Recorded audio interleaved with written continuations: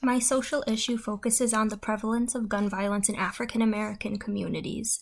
After reviewing and rereading the bill titled Declaring Gun Violence a Public Health Crisis, I aim to identify the different resources named in the bill. The ones it specifically mentioned were the House of Representatives, and more specifically, the House Committee on Energy and Commerce, the Center for Disease Control and Prevention, the Surgeon General, and state and local governments. Each of the resources have explicit tasks to complete if the bill is passed, and the effectiveness of the bill hinges on different resources carrying out their assigned tasks as they work collectively to address the different components of the larger social issue. I started out doing the advocacy mapping by reviewing the tasks that were assigned to each of the resources, as this served as the foundation for the rest of the mapping. While I integrated the proposed tasks, I also proposed amendments to specific tasks to address disparities in marginalized communities.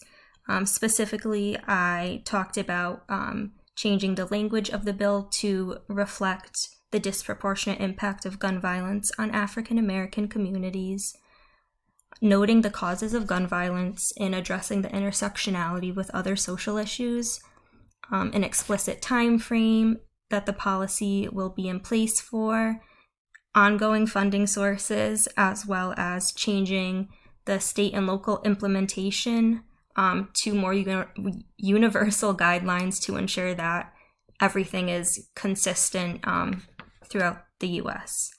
I further stated a time for session to reconvene to determine how to move forward, as right now there is no date set in place to vote again on this bill. My goals while filling out the template, using the proposed tasks, I generated the short, medium-term, and long-term goals for the overall policy. I started off with short-term goals and worked to identify things that could happen immediately after the bill is passed or pretty shortly thereafter. After identifying short-term goals, I worked on the long-term goals.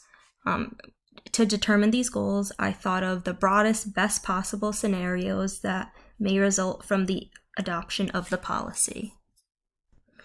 I then moved on to establishing the medium-term goals, which fell somewhere between the short and long-term goals. When determining these, I aimed to choose goals that were attainable, yet took more substantial time to complete. After determining the different outcomes, I worked to address the connections to social justice, and I felt like there was a lot of overlap between the different categories, taking into consideration the proposed amendments, overarching outcomes, and relating those to disparities in marginalized communities.